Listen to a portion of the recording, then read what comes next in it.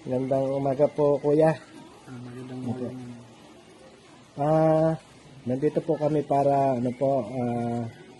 mag-interview tungkol sa nangyari po sa inyo. Pwede ka pong ikwento nyo sa amin yung nangyari po sa inyo na pagkakasakit po ninyo.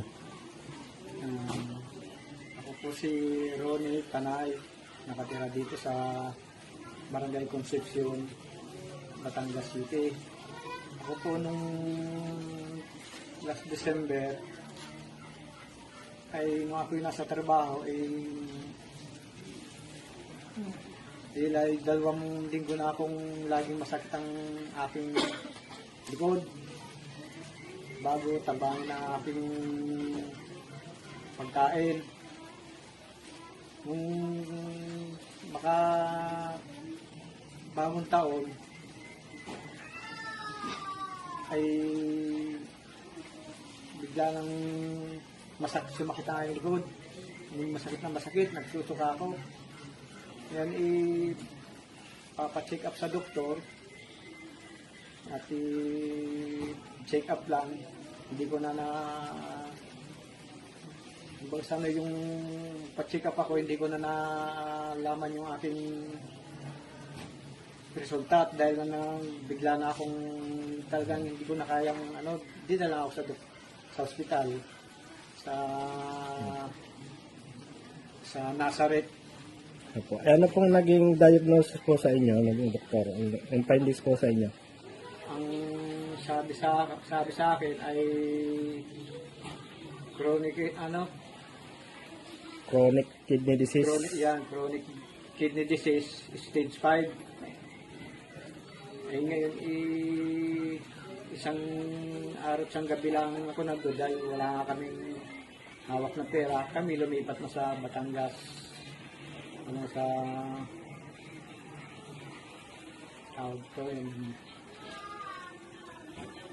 sa regional, Batangas Regional Hospital. Batemsi. Batinsi at doon na nga ako sinabi ng doktor na kailangan ay magpa-dialysis ako dahil nga sa aking sakit na naging sakit na chronic kidney disease. Chronic kidney disease stage 5. Stage 5. Ano pong inyong kreya nung time na yon? Aking kriya ay 1,700. Tapos nga nakasambuan ako sa ospital. 2 weeks. 2 weeks.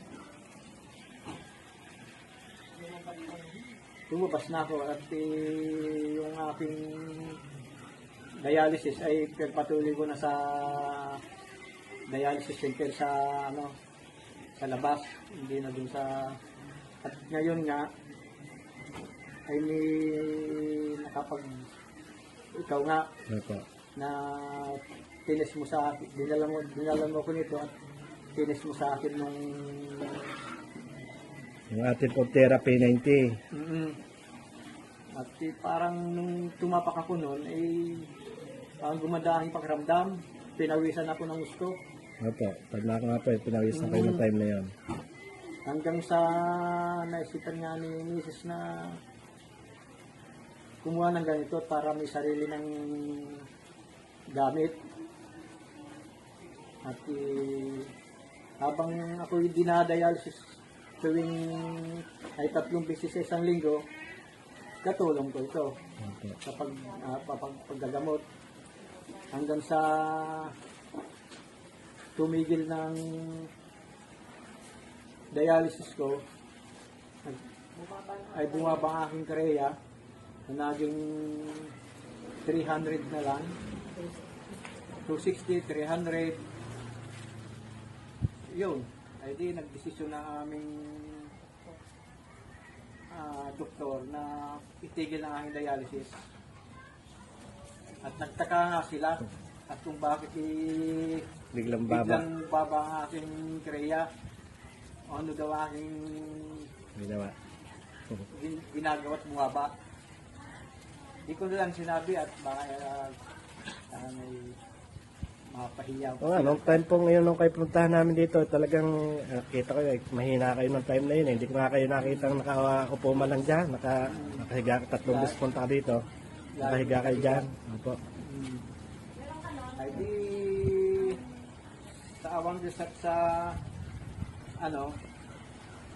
tulong ng Machine. masin, sa ngayon ako'y magaling na. Pero- Di ka po magpo-formas na ata kayong ngayon 26 na hindi na dinadialysis. Formas. Pag-formas na. Bago dito, pero hanggang ngayon, tuloy pa rin ang aking Check up. pagtapak nito kahit okay na ang aking Basta continuous lang po kuya ang pagsalang nyo dyan. At yan ko sana yan na yung inyong magiging maintenance ngayon. parang hindi mas parang Hanggang sa tuloy-tuloy na talaga. sa Opo. gamot. Kaya ako'y pasalamat sa Holy Life Machine at sa inyo at tari inyong inialok sa akin. Salamat sa Diyos at tayo nga ay nagkamaroon tayo ng kasanay Yung, modern technology na pamagitan ni Holy Life, yung ating Therapy 90 na yung mga hopeless na ay nagkakaroon ng pag-asa. yan. Amazing Therapy 90. Yung mga dinadialysis na talagang mahina at kung sa ano ay ngayon ay nagkaroon na siya ng pag-asa na gumaling. Salamat sa Diyos.